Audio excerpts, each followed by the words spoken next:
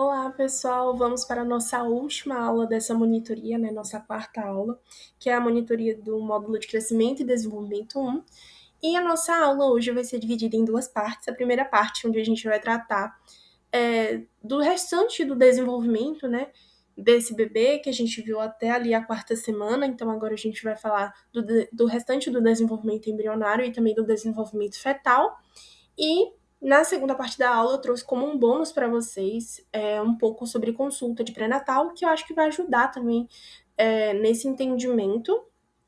E nos próximos semestres que vocês vão acabar tendo mais contato com isso e também vão começar a atender mais para frente. Então, falando um pouco da divisão dos desenvolvimentos, né? Desde lá da primeira semana até a oitava semana, a gente vai ter aqui o período embrionário e a partir da nona semana até o nascimento, a gente vai ter já o período fetal. Então, começando ali pela semana 5, né, já que paramos na quarta semana. O que a gente tem de mudança na semana 5? Essas mudanças no corpo, elas vão ser inicialmente poucas, né, mas o crescimento da cabeça, ele vai acabar excedendo o de outras regiões. Então, esse alargamento da cabeça acaba sendo por causa, né, do rápido desenvolvimento do encéfalo e também de outras proeminências aqui faciais. A face ela vai estar em contato com a proeminência cardíaca, que a gente tinha visto na aula anterior, certo? Então ela está bem junto ali com a proeminência cardíaca. E a gente também vai ter uma característica aqui nos arcos faríngeos. Então, a gente vai ter um rápido crescimento do segundo arco faríngeo e ele vai acabar se sobrepondo ao terceiro e ao quarto arcos faríngeos. E aí isso acaba formando uma depressão lateral, que é como se fosse uma gordurinha aqui, vocês estão vendo? Desse embriãozinho. E aí essa depressão lateral a gente vai chamar de seio cervical, tá? A gente também vai ter aqui a questão do desenvolvimento dos rins, né? Então, a gente tem as cristas mesonéfricas, que elas vão indicar o local dos rins mesonéfricos, que vão ser os órgãos excretores provisórios, tá? Então, basicamente, de características da quinta semana, que são mais marcantes, né? A gente vai ter essas aí, ó. E também uma coisa que a gente já tinha visto na aula passada, né? A questão dos somitos, né? Que eles vão aumentando, enfim. Mas essas são as características principais, né? Dando muito destaque aqui para o crescimento da cabeça. Então, tanto que a gente pode chamar a semana 5 de semana da cabeça, porque essa é a característica mais marcante dela. Passando para a semana 6, a gente vai ter como característica principal o desenvolvimento dos órgãos dos sentidos, tá? Então, a gente pode chamar essa semana 6 de semana dos sentidos, tudo bem? Então, a gente vai ter o quê? Os primeiros movimentos espontâneos, né? A gente vai ter ali contrações no tronco, nos membros em desenvolvimento. Os membros superiores, eles também vão começar a mostrar uma diferenciação regional, então a gente vai ter um desenvolvimento ali dos cotovelos, das grandes placas das mãos. A gente vai ter os primórdios dos dígitos, que são os dedos também, né? São aqui os raios digitais da placa da mão, que elas vão ali iniciar o desenvolvimento ali. Inicialmente aqui na placa do pé a gente não vai ter essas raios digitais, então inicialmente a gente só tem na mão. Depois eles vão surgindo no pé também. A gente vai ter as saliências auriculares, que elas vão se desenvolver aqui ao redor do sulco ou do afim da faríngea, entre os dois primeiros arcos faríngeos. Então, vocês viram aqui nessa imagem que eles estão mais aumentados? Pois bem, entre esses dois arcos, né, faríngeos, a gente vai ter o desenvolvimento das saliências auriculares, formando o quê? A aurícula da orelha externa, né? Então, a gente tem o sulco aqui também, que vai dar origem ali ao meato acústico externo, que é o canal da orelha externa. Tudo bem? A gente tem essas saliências auriculares contribuindo também para essa aurícula, né, que é o pavilhão, que no caso é a parte da concha da orelha externa, certo? Os olhos, eles também vão ser notáveis agora. A gente também vai ter a formação do pigmento da retina, por isso que a gente tem aqui um olho já pigmentado. Vamos ter também a cabeça continuando dobrada aqui sobre a proeminência cardíaca. o tronco e o pescoço, eles começam a se endireitar, e o intestino, ele vai penetrar no celoma extraembrionário na parte proximal do cordão umbilical. Então, mais ou menos aqui, ó. Tudo bem? E basicamente essas são as mudanças principais ali da sexta semana. Passando para a sétima semana, a gente vai ter como característica principal o desenvolvimento dos membros. Então, a gente fala que a semana 7 é a semana dos membros modificados, tá? Então, os membros, eles vão sofrer uma mudança considerável aqui. A gente vai ter chanfraduras, né, que elas vão ali destacar, né, aparecer ali entre os raios digitais, os dedos da mão, por exemplo. A gente vai ter aqui o surgimento dos raios digitais dos pés, da placa do pé, né? E os sulcos que vão separar essas áreas da placa da mão e dos pés também, que vão indicar claramente esses dedos, tá? A gente vai ter uma comunicação entre o intestino primitivo e a vesícula umbilical, que ela vai estar mais reduzida. A gente vê aqui também uma proeminência do fígado, certo? A gente tem também o pedúnculo vitelínico, se tornando um ducto onfaloentérico. E ao final da sétima semana, a ossificação dos membros superiores já se inicia. Tudo bem? Então, basicamente, essas aqui, né, separação inicial dos dedos, formação das mãos e dos pés, redução da comunicação com a vesícula umbilical, início da ossificação dos membros superiores, essas são as características principais ali que a gente vai encontrar na sétima semana, tá? A gente viu aqui também o punho, certo? Então, o bebê, ao final da sétima semana, ele vai se encontrar assim.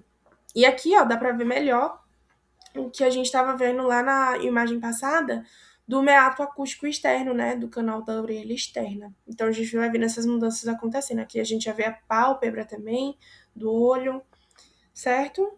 Passando para a oitava semana, que é a última, né, do nosso período embrionário, a gente vai ter aqui a semana do mini humano. Por quê? Porque o embrião, ele já tá com um aspecto de humano mesmo. Então, no início da oitava semana, os dedos das mãos, eles já vão estar separados, ó, porém unidos por uma membrana ainda visível, tá? A gente vai ter aqui as chanfraduras aparecendo agora, aqui nos raios digitais dos pés. A eminência caudal, ela vai estar presente, mas ela ainda é curta, né? Ela é bem curta. O plexo vascular do couro cabeludo vai estar surgindo aqui, aparecendo, e vai formar uma faixa que é característica aqui ao redor da cabeça, certo? De toda a cabeça. No final da oitava semana, todas as regiões dos membros eles vão estar aparentes, dedos compridos, completamente separados. Os primeiros movimentos voluntários dos membros acontecem também durante a oitava semana. A gente vai ter a ossificação primária iniciando-se ali no fêmur. A eminência caudal vai ter desaparecido. As mãos e os pés vão se aproximar ventralmente. O embrião ele vai possuir características humanas distintas. E a cabeça ainda vai ser desproporcional. Então, a gente vê aqui que ela é grande demais. No final dessa semana, ela ainda vai continuar sendo grande demais também. E as pálpebras, elas vão estar mais evidentes. Os intestinos também vão estar mais na porção ali proximal do cordão umbilical, certo? Que a gente vê aqui. Então, assim a gente terminaria a nossa oitava semana. E aí, a gente passaria para o período fetal, que é o período que compreende a nona semana até o nascimento, certo? Aqui eu só acho interessante também mostrar para vocês, ó, a questão do cotovelo e do joelho também, que a gente já consegue ver. A orelha, né, formada, o nariz também. Então, basicamente, da oitava semana é isso.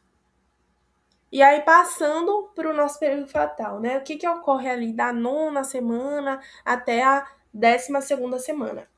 No início do período fetal, na nona semana, a cabeça ela vai constituir metade do comprimento cabeça-nádega do feto. O crescimento no comprimento corporal ele vai se acelerar rapidamente na 12ª semana, ele vai mais que dobrar, tudo bem?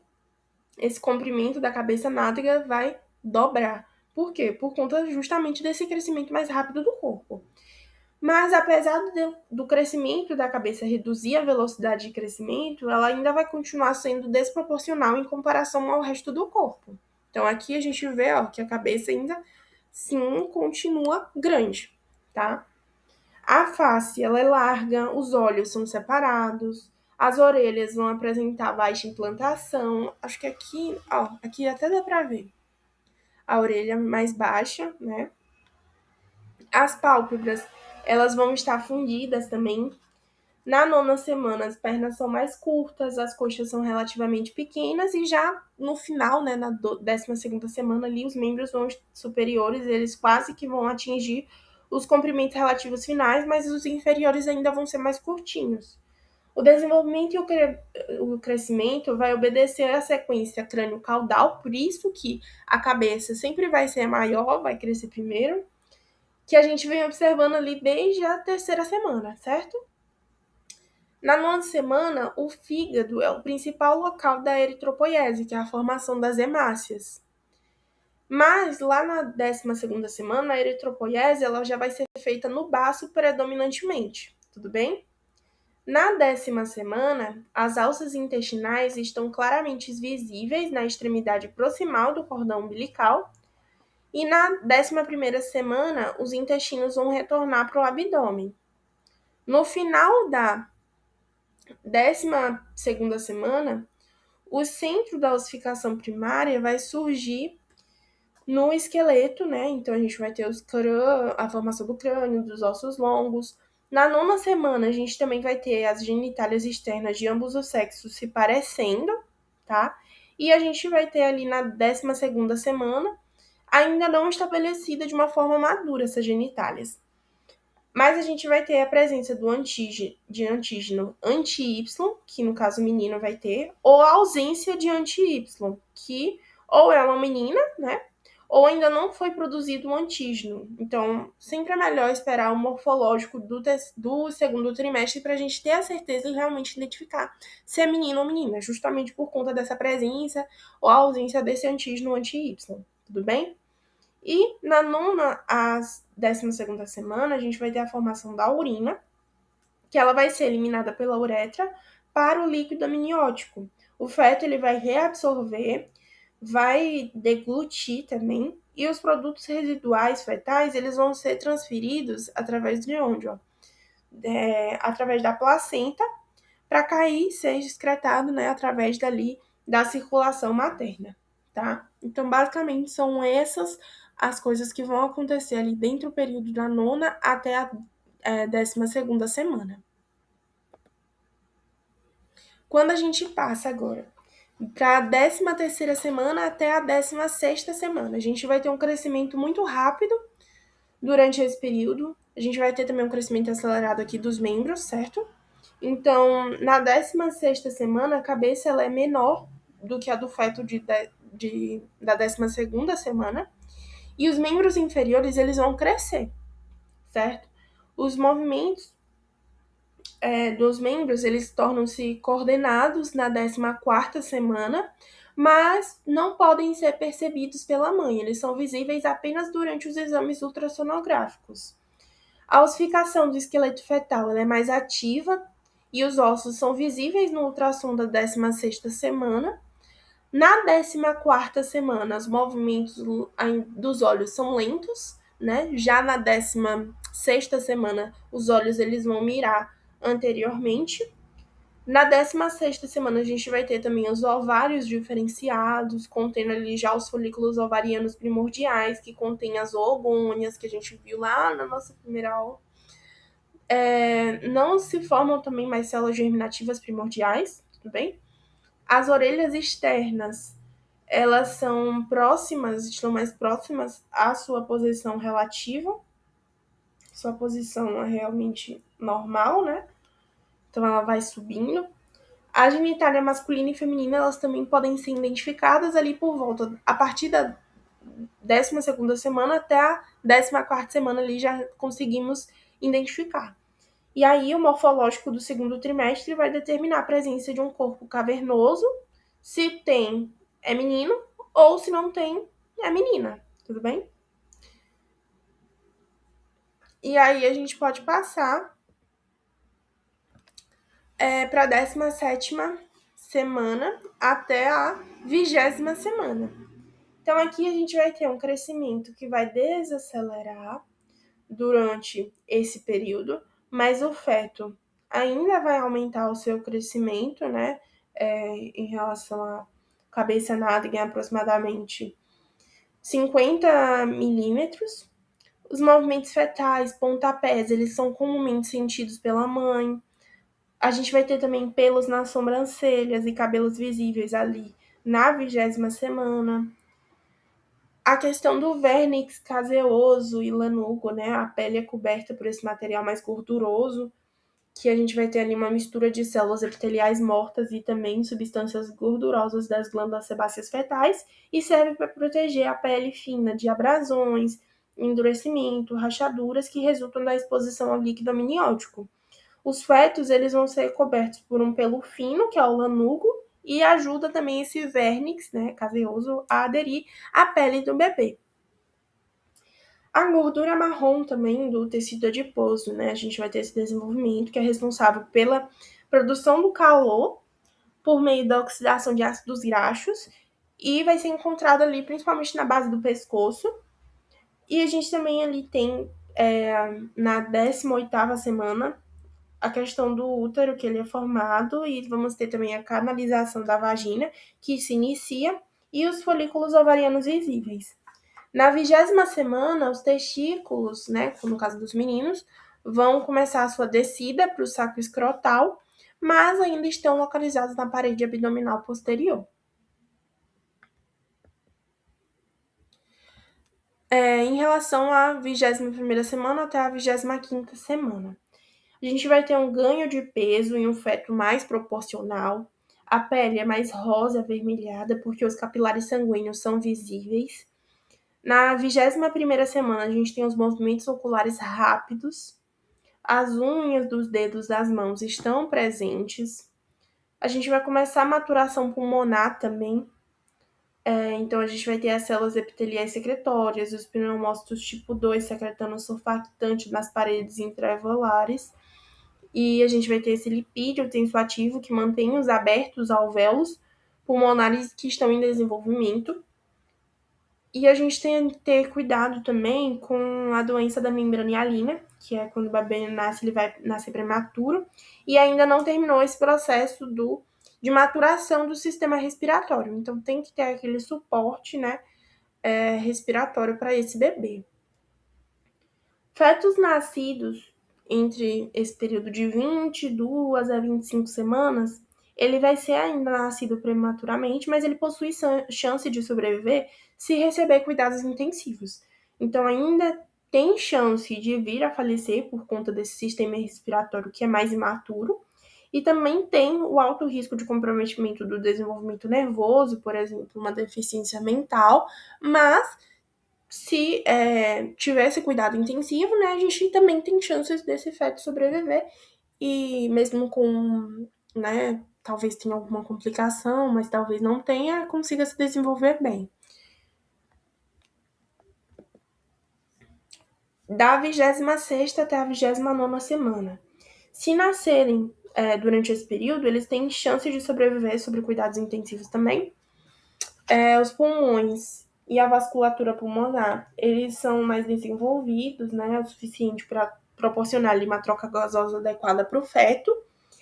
O sistema nervoso central amadureceu, pode comandar os movimentos respiratórios ritmados, também controlar a temperatura corporal. Vamos ter as pálpebras abertas na 26ª semana, lanugo, cabelo bem desenvolvidos, gordura marrom vai aumentar para 3,5% do peso do corpo. E até a 27ª semana, o baço é um sítio de eritropoiese. Na 28ª semana, a medula óssea vai assumir esse papel de eritropoiese e vai continuar sendo até nascimento até o restante da vida. E aí a gente passa para semana 30 até a semana 34, né, onde a gente vai ter ali a questão do reflexo pupilar, né, alteração do diâmetro da pupila em resposta a um estímulo de luz que pode ser evocado.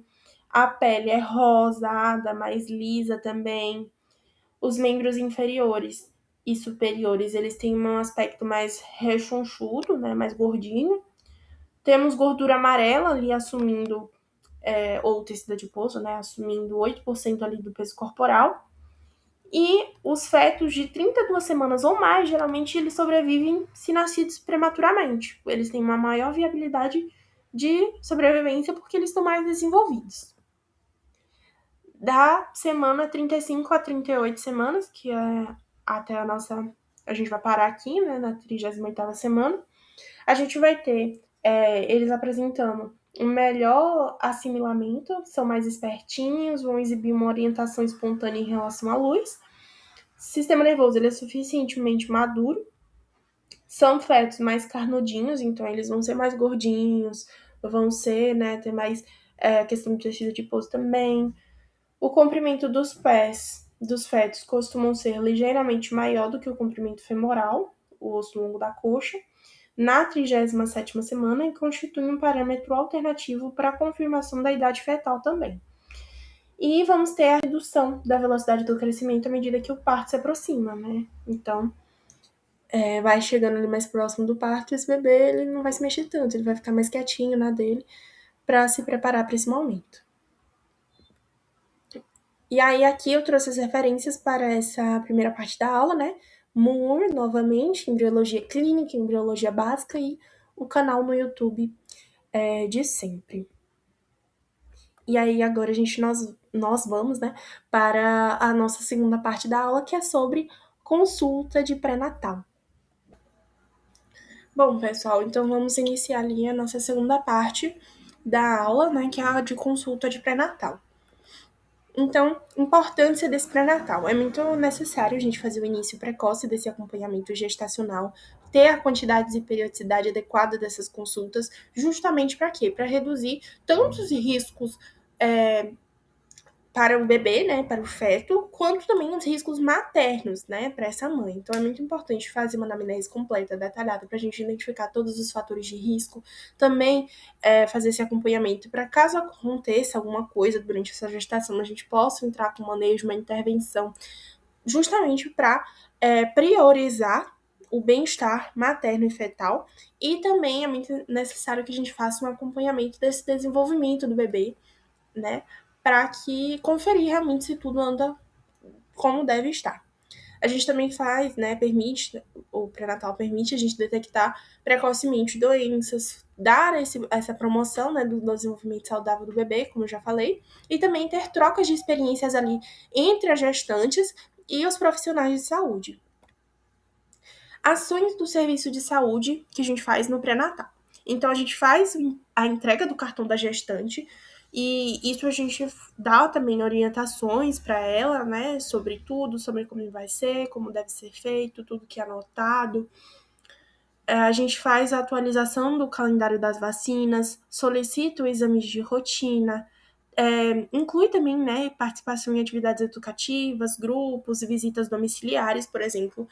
Tem os projetos de intervenção, né, que nós fazemos na UBS. Então, por exemplo, um projeto de amamentação, um projeto voltado ali realmente para gestantes. Então, a gente pode incluir também essas gestantes nesses projetos, tá? Então, é muito importante também que haja um pré-natal para a gente sempre direcionar elas para qualquer evento que tenha ou qualquer atividade educativa que tenha, justamente para ajudar elas também nesse processo. E a gente também faz o agendamento de consultas médicas para avaliação de risco. Vantagens do pré-natal. Temos a identificação de doenças maternas silenciosas também, como hipertensão arterial, diabetes, doenças cardíacas, anemia, sífilis e ISTs também, né? Outros ISTs. A gente faz os testes rápidos também, então é muito importante. Possibilita o tratamento precoce e prevenção de complicações. detecção de alterações maternas fetais, como malformações, possibilidade de tratamento intrauterino, avaliação da placenta, prevenção de hemorragias, identificação precoce da pré-eclâmpsia.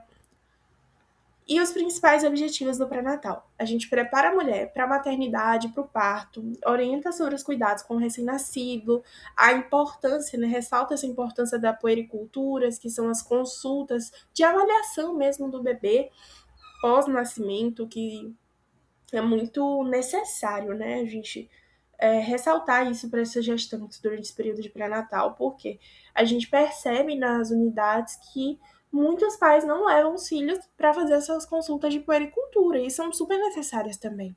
Então, é muito importante a gente ressaltar isso também. Incentivar hábitos saudáveis de higiene, manter o estado nutricional adequado, orientar o uso seguro de medicamentos, tratar sintomas e condições da gestação, prevenir e tratar doenças gestacionais, oferecer suporte psicológico a essa gestante caso necessário também. Orientações que a gente faz na consulta, né? Sobre a alimentação, dieta adequada, higiene pessoal, o sono, repouso, sobre a função intestinal, falamos de exercícios físicos, do vestuário adequado também, sexualidade na gestação e evitar fatores teratogênicos, né, como tabaco, álcool, drogas também. Sobre o calendário e a quantidade das consultas. Então, até 28 semanas são consultas mensais. Entre 28 a 36 semanas, a gente passa já a ter consultas quinzenais, e quando a gente está ali naquele período próximo, geralmente, ao parto, nós aumentamos as quantidades de consulta, então de 36 a 41 semanas, temos consultas semanais. O mínimo, antes de consultas de pré-natal, eram 6 consultas mínimas recomendadas pelo Ministério da Saúde, mas houve uma atualização e agora nós temos o mínimo de 7 consultas recomendadas pelo Ministério da Saúde. E também, às vezes, pode variar conforme o município e o risco gestacional. Por exemplo, aqui em Eunápolis, quando nós estávamos, né, com ainda o mínimo de 6 consultas, em Eunápolis já era uma regra, né, uma diretriz fazer 7 consultas. Agora realmente foi atualizado pelo Ministério da Saúde, então está tudo alinhado. Mas pode ter essa variação de um lugar para outro. Cálculo da DUM, idade gestacional e data provável de parto. A DUM é a data da última menstruação, tá? Então, são etapas essenciais nessa consulta de pré-natal, elas permitem identificar o estágio da gestação, auxiliam no acompanhamento adequado da gravidez também e orientam condutas clínicas. Então, quais exames são necessários para essa idade gestacional, quais medicamentos, orientações, tudo isso elas ajudam. Por isso que é a primeira coisa que a gente faz quando a gente vai atender uma gestante, tá? Então, primeira coisa, cálculo da DUM, idade gestacional e DPP. DUM, data da última menstruação. E aí, vocês vão lembrar lá daquela aula, né, que eu expliquei para vocês sobre o ciclo menstrual. Lembra que eu mencionei que o primeiro dia do ciclo, né, começava com a menstruação? Pois bem, a DUM, data da última menstruação, vai ser o primeiro dia do último ciclo menstrual. Então, comecei a menstruar nessa semana. Então, o primeiro dia dessa minha última menstruação vai ser a data da DUM, ok? E ela vai ser a base para o cálculo da idade gestacional e também da DPP. É uma informação fundamental no pré-natal e vai auxiliar no acompanhamento do desenvolvimento fetal. Idade gestacional é o tempo de gestação contado a partir da DUM até a data atual ali da consulta. E aí a gente tem algumas formas, né, de calcular a DUM, a idade gestacional. A gente tem, por exemplo, quando a DUM é conhecida, a gente pode usar o método calendário, né? Então, contar ali quantos dias tem a partir da DUM até a data da consulta e dividir por 7, que vai dar um número em semanas. Ou a gente também pode utilizar aqui o gestograma, que é o disco obstétrico, né? Então, a gente coloca aqui a data da última menstruação. Então, vamos dizer aqui que foi dia 4, né? Tá entre 4 ali, 4 ou 5 de agosto. E aqui, ó, vai dar do outro lado a data provável de parto também. E a gente vai ter a idade gestacional também, tá? Então, ele é muito facilitador na hora que a gente está fazendo, né, essa consulta, ele é muito mais rápido de olhar também. E é uma ferramenta, mas a gente pode fazer dessa forma mais original, vamos dizer assim, né? Tradicional. E aí a gente tem também o cálculo da idade gestacional quando a DUM é desconhecida parcialmente, tá? Então a gente vai. Quando ela é desconhecida parcialmente. Então a gente vai fazer uma estimativa. Então a gente vai botar, foi no início do mês? Não lembro quanto foi, mas foi no início do mês. Então a gente vai estimar que foi ali no dia 5, tá? Foi no meio do mês? Então vamos estimar que foi no dia 15. Foi no fim do mês? Vamos estimar que foi no dia 25, tudo bem? E aí, com essa data, a gente vai aplicar aquele método do cálculo usual, né? Que era esse aqui, calcular daquela data até o dia da consulta, dividir por 7, que vai dar um número de semanas. E a gente também tem um cálculo da DUM quando ela é desconhecida totalmente, né? A gente pode fazer uma estimativa clínica, e aí tem alguns mecanismos, né, que a gente pode fazer isso. Tem a altura uterina, né, que geralmente ali a partir acho que da 20ª semana, se não me engano, a gente consegue acompanhar, né, geralmente o tamanho da altura uterina acompanha o número de semanas. A gente tem a questão do toque vaginal também, movimentos fetais, que aparecem ali de 18 a 20ª semanas, tá? 20 semanas. E a ultrassonografia, que realmente vai confirmar a idade gestacional, tá? E sempre quando a gente fizer, a gente vai comparar. Fiz o cálculo com a DUM, agora já saiu a da ultrassom, então vamos comparar aqui. E o que vai ficar válido realmente é a ultrassom, porque é um método mais é um método padrão ouro, vamos dizer assim, para o cálculo da idade gestacional, tá? E aqui tem os parâmetros de crescimento uterino, então até 6 semanas não tem muitas alterações uterinas. 8 semanas o útero vai dobrar de tamanho. 10 semanas triplica de tamanho. 12 semanas útero palpável na sínfise púbica. 16 semanas entre a sínfise púbica e a cicatriz umbilical. 20 semanas nível da cicatriz umbilical e após 30 semanas medida menos precisa pela altura uterina. Caso não seja possível estimar clinicamente, a gente deve solicitar a ultrassonografia obstétrica, que é o método mais preciso, como já falei, para estimar a idade gestacional, e é mais eficaz quando realizado no primeiro trimestre, tá?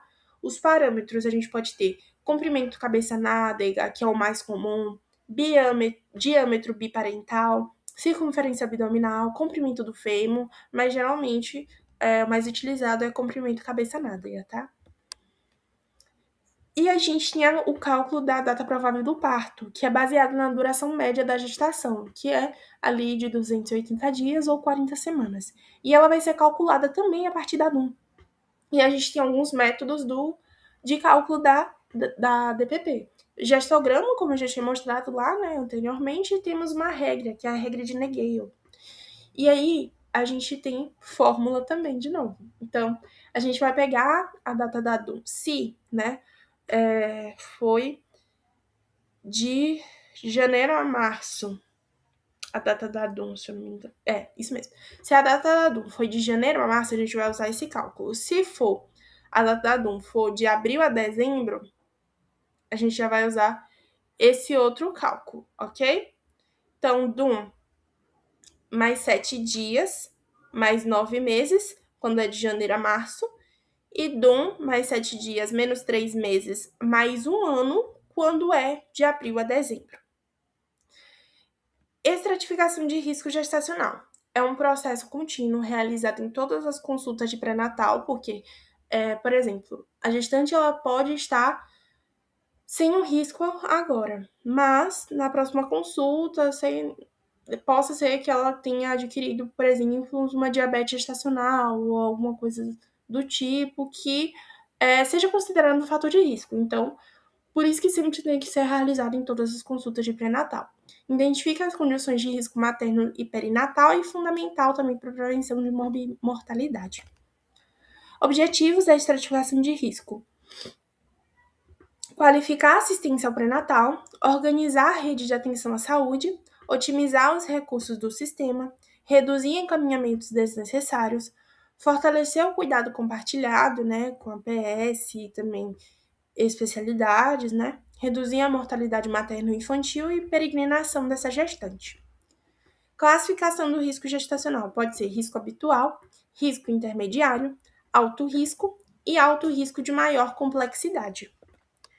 Então, risco habitual seria o quê? Idade entre 18 e 34 anos, gestação aceita e planejada ou desejada, sem doenças clínicas ou obstétricas prévias ou atuais.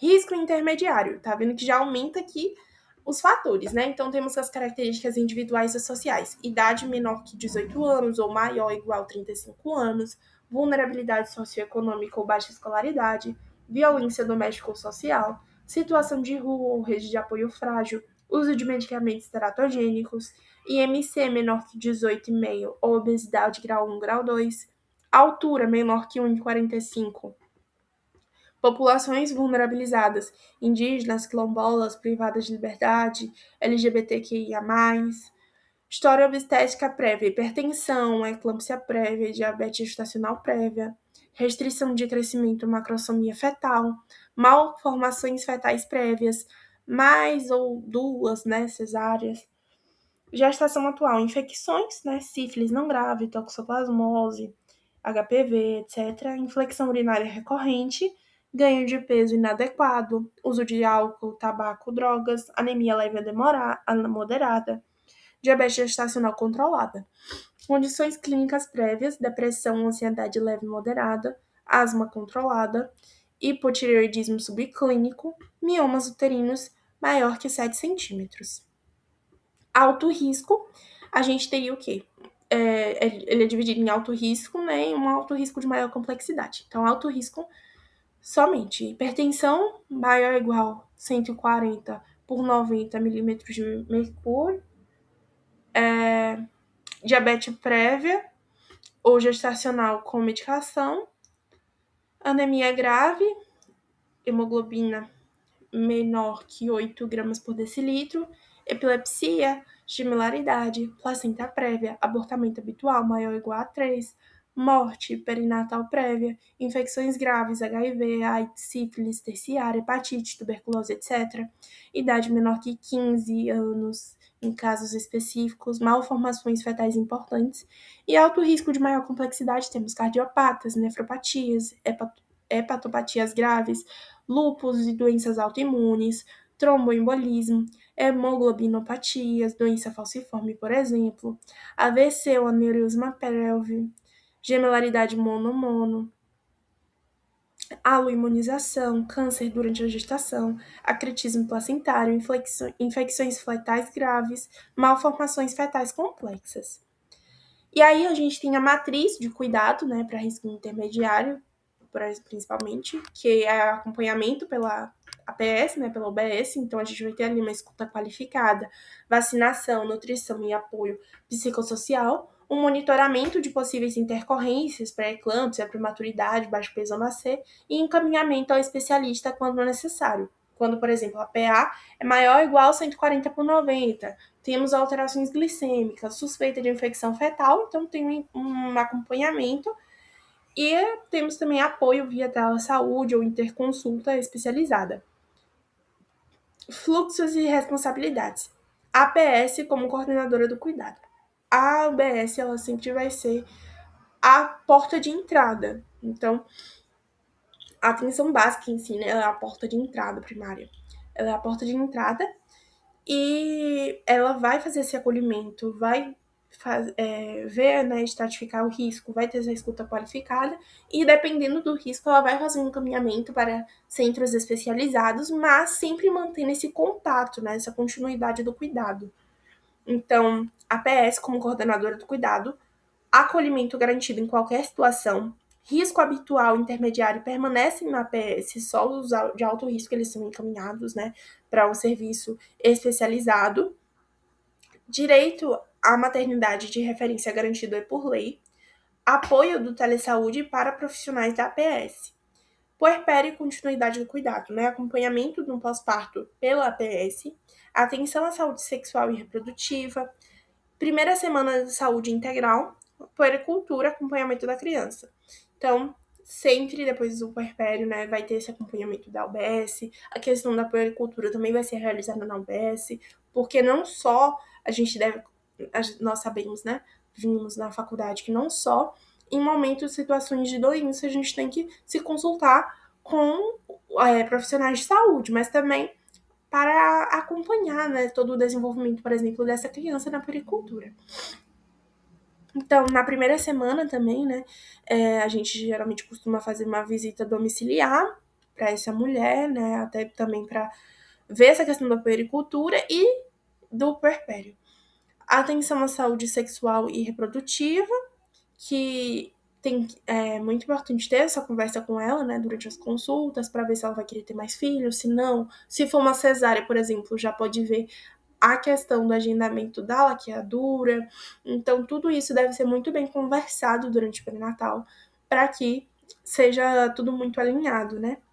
E o acompanhamento, né? Sempre pela APS. No caso do alto risco também. Caminhou para um serviço especializado, mas continua frequentando, né? Tudo que se passa lá tem que ser encaminhado também para a UBS, tá? Principais exames no pré-natal. Eles são realizados por trimestre na gestação e permitem o rastreio, diagnóstico e monitoramento de doenças maternas e fetais. Auxiliam na definição de condutas e também encaminhamentos.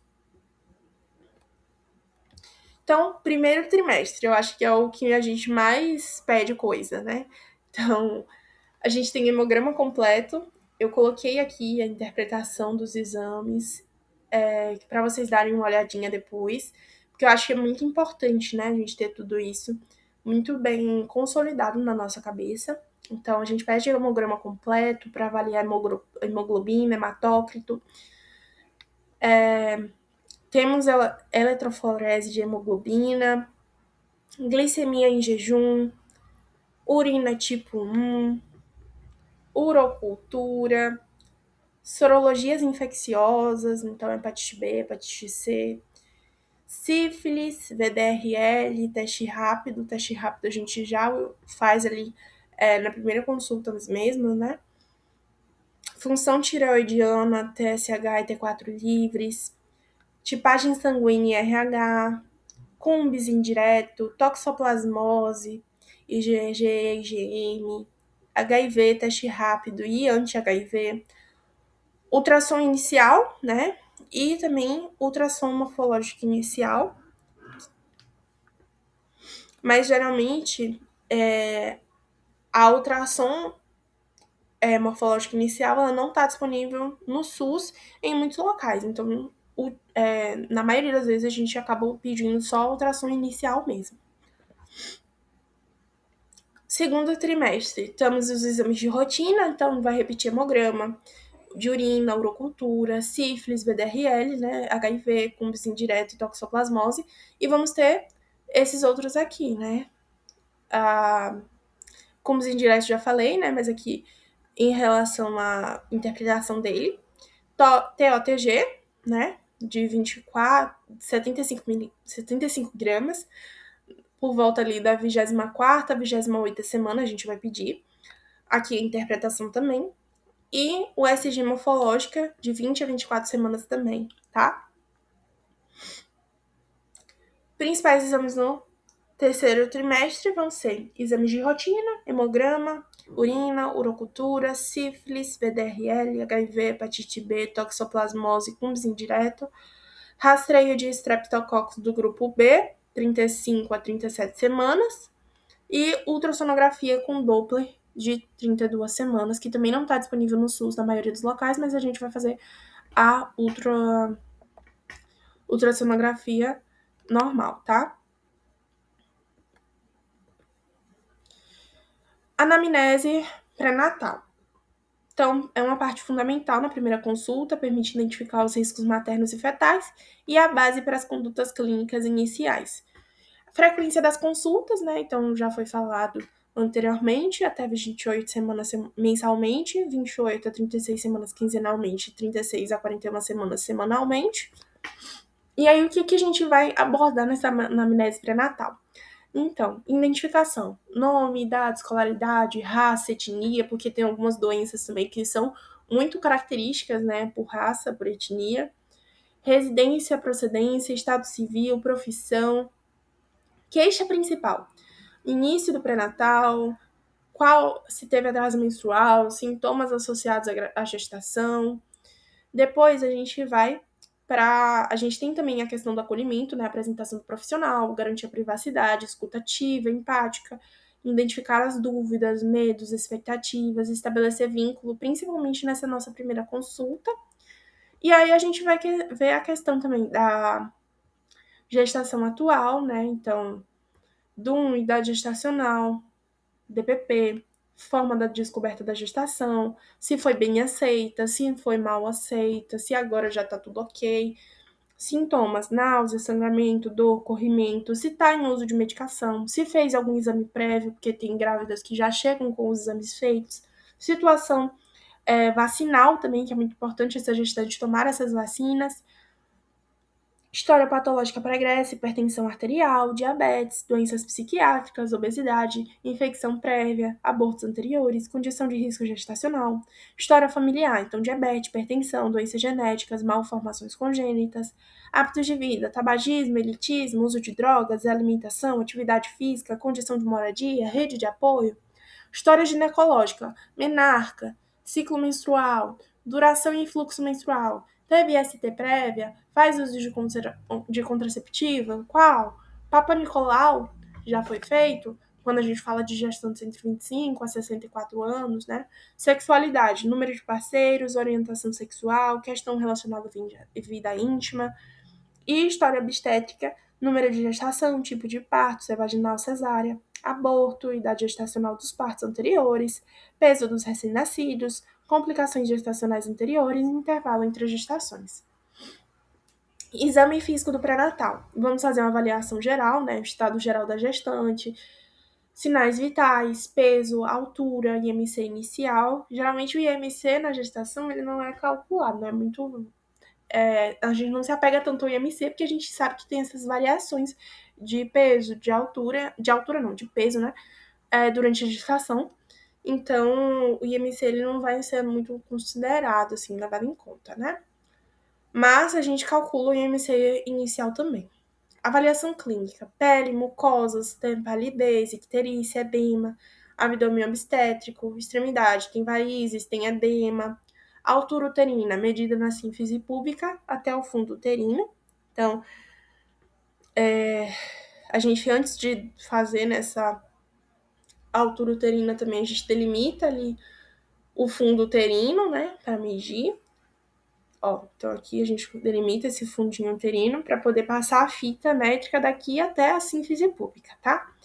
De 10 a 12 semanas, o útero está acima da sínfise púbica, 20 semanas está acima do umbigo e 20 a 32 semanas o crescimento é mais ou menos 1 centímetro por semana. Por isso que meio que acompanha a idade gestacional. A ausculta do batimento cardíaco fetal com sonar a partir da 10ª semana, tudo bem? E aí, para fazer essa ausculta, a gente tem que identificar o dorso do bebê. E como é que a gente identifica isso? Pela manobra de Leopold, né? Que a gente tem 4 tempos. Então, no primeiro tempo, a gente vê a situação fetal, se ele é longitudinal, transverso ou oblíquo. Então, a gente delimita ali o fundo do útero e vê isso. Segundo tempo, a gente vai ver a posição desse bebê, lado direito, lado esquerdo, então sente o dorso e as pequenas partes do feto. 3, a gente vai ver a apresentação desse bebê. Então, tá cefálico, tá pélvico, tá córnico, então mobilidade do polo. E 4, a gente vai ver a altura e a penetração na pelve, então determinação dessa situação fetal. Tudo bem?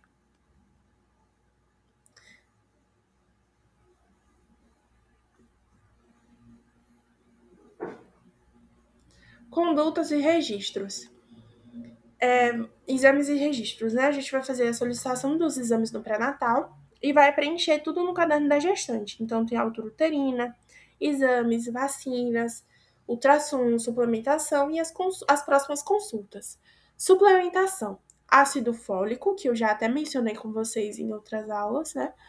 Então, 0,4 miligramas por dia. Início, idealmente, antes da gestação, para a gente ter aquele estoque de ácido fólico e uso até o final do primeiro trimestre. Ferro, sulfato ferroso, né? A gente vai ter 40 miligramas por dia de ferro elementar. Início, quando confirma a gestação, e vai manter até 3 meses após o parto, tá? Não vai associar com cálcio, vai fazer essa orientação de não associar com o cálcio, que a gente vai ter mais pra frente. E preferir com vitamina C. Não tomar junto com leite, verduras que são muito escuras. Então, tudo isso tem que ser falado, né? Conversado com ela. E cálcio, 1.000 miligramas por dia, ou 500 miligramas 2 vezes ao dia, né? Início a partir da 12ª semana, então acabou o ácido fólico, vamos entrar com cálcio, e o uso até o final da gestação, ok? E aqui é uma sugestão de intervenção para melhorar a adesão ao pré-natal na UBS. Então, realizar a busca ativa das gestantes no território por meio de agentes comunitários de saúde, incluindo visitas domiciliares e identificação precoce da gravidez. Monitorar e resgatar gestantes faltosas às consultas, garantindo continuidade ao cuidado.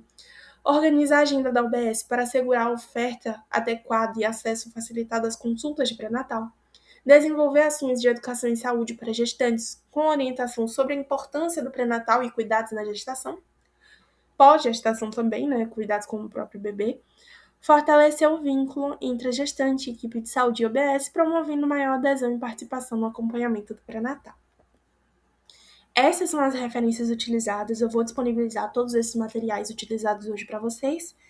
E é isso. Agradeço muito por toda a atenção